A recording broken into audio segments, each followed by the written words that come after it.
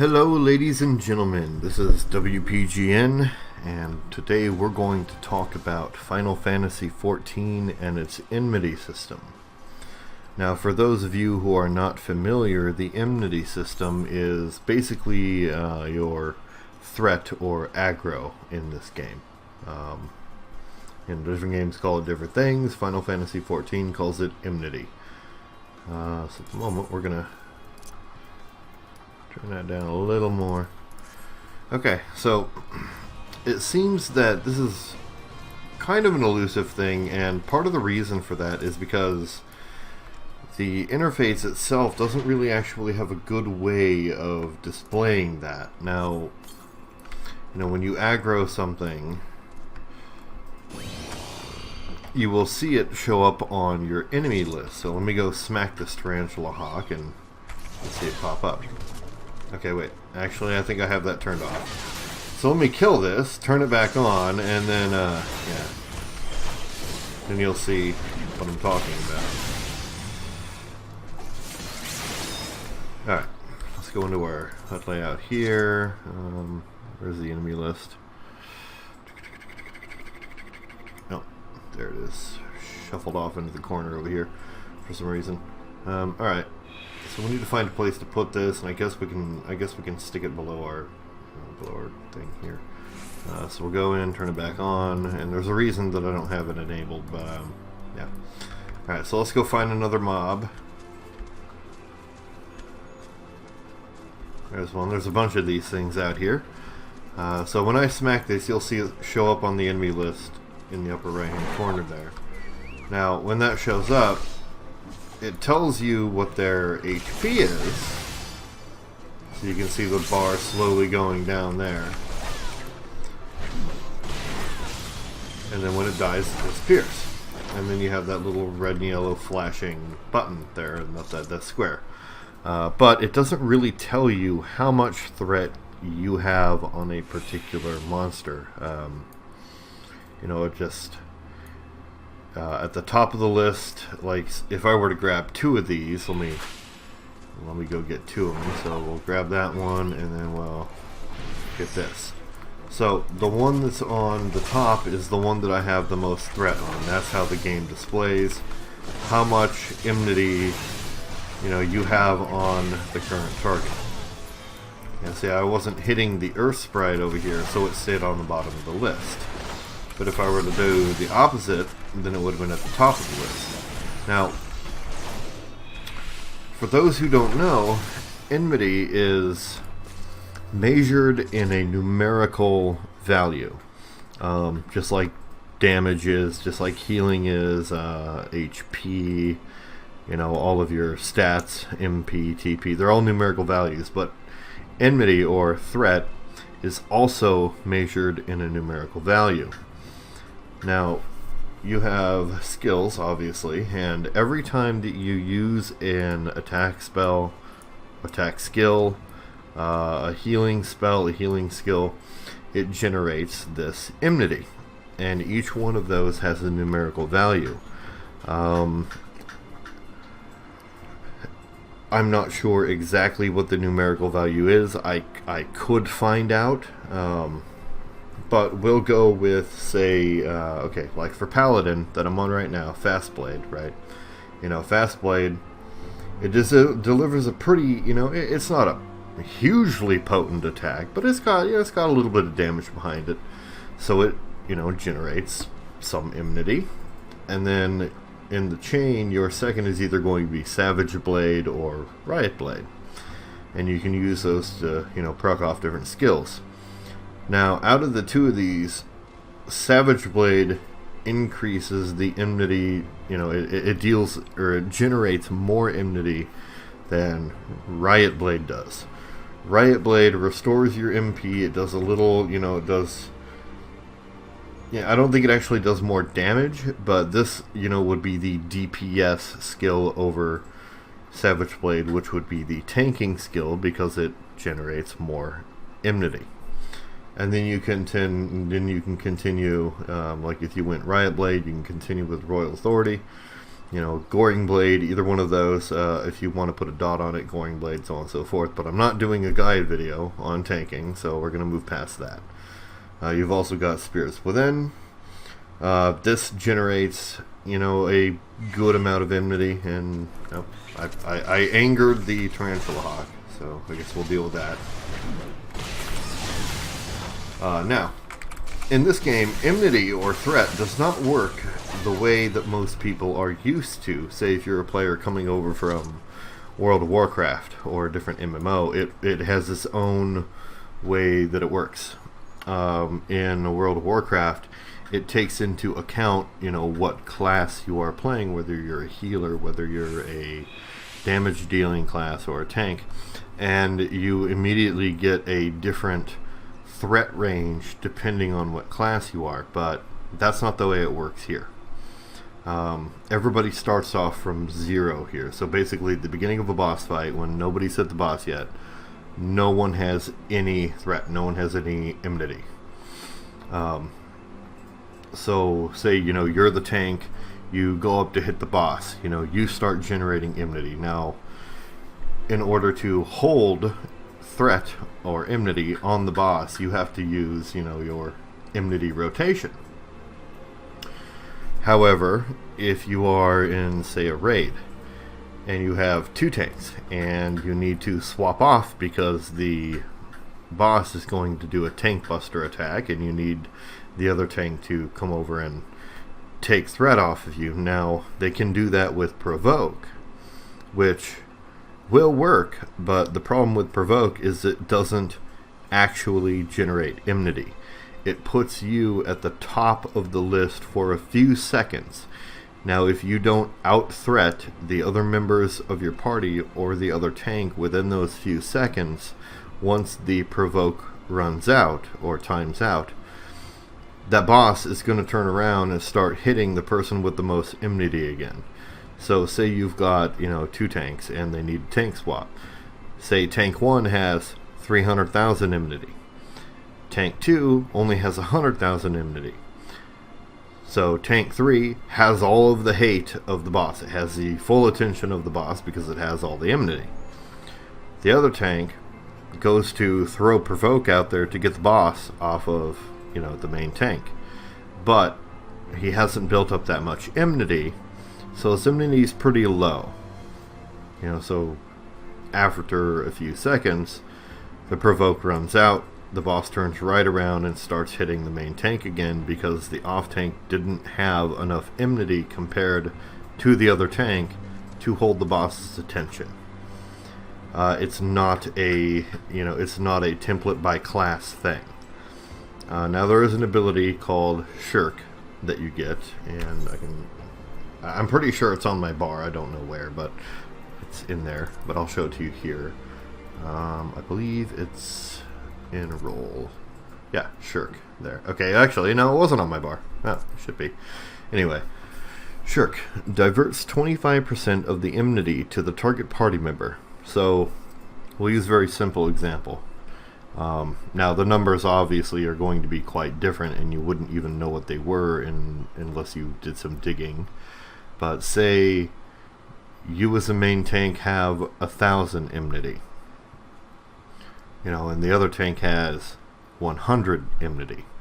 Now if you shirk, that diverts 250 of your enmity to the other tank, and the other tank will now have 350 while you have 750.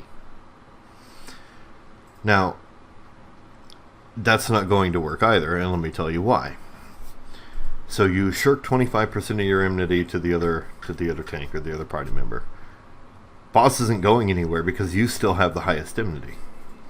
In order for tank swaps like that to work, both of the tanks have to be about even with enmity, and the tank that needs to, you know, pull the boss off or tank the boss for a while is going to have to run their rotation, whatever it is, to generate more enmity than the other tank has.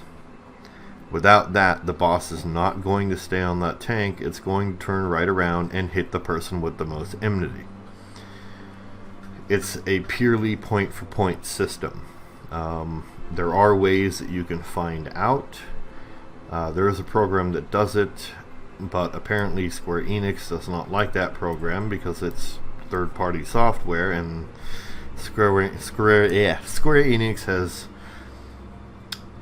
not allowed add-ons in their game up until this point, and it can be used to measure DPS. And I remember that one of the points was they didn't want people to use it as a bullying tool, which we all saw with WoW. That happened pretty quick. As soon as DPS meters were released, people would bitch and complain, oh, you're not doing enough DPS. They'd kick them out of the party, and we created a elitist kind of mentality because we were able to see how much DPS someone was doing. Now, that's still kind of possible here. Obviously, if the boss is taking way too long to die, then the DPS is a little on the light side. If it goes down in a reasonable amount of time, then obviously DPS is fine. If it goes down really quick, then DPS is really good. Now, there's another aspect to that the game kind of controls what you are able to do. When you join instances via the roulette finder, it syncs your item level to the item level of that dungeon, and you only get a percentage of your stats to be appropriate for that dungeon. So it kind of controls, how much you are able to perform based on what dungeon you're doing, not based on the gear that you have, which I feel is a little lackluster. I mean, if you're spending the time to level up and get more gear, then the gear should reflect your ability and your prowess of your character, not just because you're going into a dungeon. But that's my opinion. It's fine the way it is. It's really not that big of a problem. But that's how Enmity works. It is a point-for-point system, and when you start the fight, everything that you do within that fight either generates enmity or does not generate enmity. How much enmity people have in comparison to you will direct where the boss goes, or who he is going to focus on. Now, yes, bosses do have some attacks that they just choose a player at random, they shoot a line attack at them or something like that. But that's not based on enmity, that's an RNG thing, and that really doesn't factor into this entire formula. But, since I'm on the Paladin, I haven't tried the other tanking classes yet. Dark Knight doesn't seem like something that I would enjoy, mainly because I just don't like healing them. Their kit is really weird, and it almost works in opposition to healers. I have not tried Warrior yet, but maybe one day.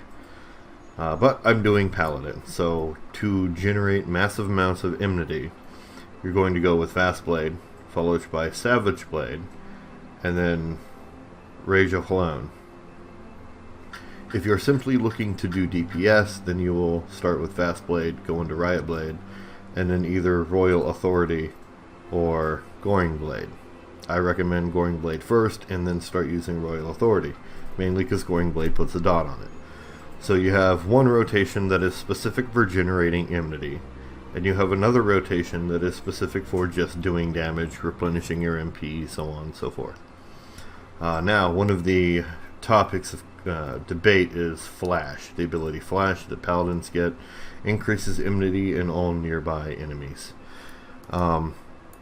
It was argued with me at an earlier point in time that Flash doesn't actually generate enmity, and before I figured out how to look into the numbers and whatnot, I wasn't actually sure, so I conceded the point. However, once I was able to look at the numbers and figure out what it was actually doing, they're wrong. Flash generates about 20,000 enmity on all targets it hits every time that you use it. So if you're fighting down a bunch of groups of mobs and you really want to secure threat on them, you could burn a crap load of MP and just, spam Flash. That will work. Provoke and Mass Provoke don't. They will be on you so long as provoke is active, and if you are not the one with the highest enmity, then they will go away and they will attack whoever has the highest enmity on them.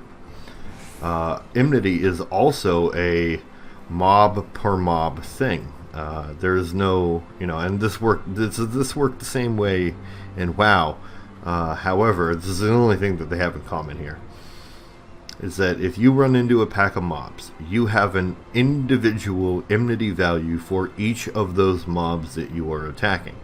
It doesn't work as a group or anything like that. So in order to maintain a high enmity value on those mobs, you have to keep hitting them. Which, if you ever pay attention to, any of the background, any of the background content that I have going on in my rants or anything like that, basically any time that I'm tanking, you'll see me run into a pack of mobs. I'll flash them first, and then I will start running my rotation in bits and pieces across all of the mobs. So on one, I might hit it with, I might hit it with a fast blade and a savage blade, and then I'll swap targets and hit it with Rage of Halon. And then I'll go to the next one, hit it with, a fast blade, and then savage blade, and then I'll swap to the one, I'll swap back to the original one, and then smack that one with Rage of Halon, because it generates enmity on all three of those targets for me in quite a massive amount. If I find that I'm losing enmity, or that I'm not generating enough on one, and I just don't simply have the time to go all the way over to it, and then what I'll usually do is I'll tab target to it, I'll stun it, deal with the other 2 or 3 mobs, maybe stun one of them, and I'll alternate my stuns as well. Now, enemies will build up a resistance to stun. You can stun them maybe 2 or 3 times before it lasts a second, or they just ignore it completely. But it's a very good way when you just get into battle with a pack of mobs to mitigate your damage. If you stun 2 out of the 4 mobs, that means that 2 out of the 4 mobs are not hitting you, so you take less damage. And then, once they come out of your stun, you stun the other 2 and then start working on them, or you just keep, whittling down the ones that are stunned now. You're still only taking half the damage that you would normally. And so I guess this kind of turned into a miniature guide video, along with explaining enmity. But that's basically how that works. And another good way is use these, like I've got this ability here called Circle of Scorn. It generates a lot of enmity. It's kind of like Flash. The only difference is it adds a dot, and it deals direct damage to them as well. So you get a dot, you get damage, and you get enmity to everything around you when you use Circle of Scorn. Great ability, not very expensive. And you can, what's the cooldown on this? 25 seconds. So with reduction, you're looking at maybe, full reduction, you're looking at maybe 17 seconds, which isn't that bad. And you can almost time it with Fight or Flight and Spirits Within, so that's a good thing. So you can just, 1, 2, 3, and then if you get a proc, you can run right into Shield Swipe, which is also a good, it's also a good, a good thing to toss in there. But yep, that's the way that enmity works. I hate to be the guy to sit there and point my finger and say, if you believed otherwise, I hate to say, but you are incorrect. And if you would like my sourcing for this, you can message me, as is obviously a bit of a sensitive subject where Square Enix is concerned. But I have tested it thoroughly. I have tested it with my Chocobo, with other party members, and meanwhile they didn't know it while I was testing it out on them in the dungeon, because I didn't tell them. But but it does work exactly the way that I explained it worked. There are no variables for it. The only variable is provoke. That's it. Everything else is just a straight cumulative build of the enmity, and you have to manage it accordingly. That is all. That's really it. It's that simple. So I hope that this helped somebody. If so, great.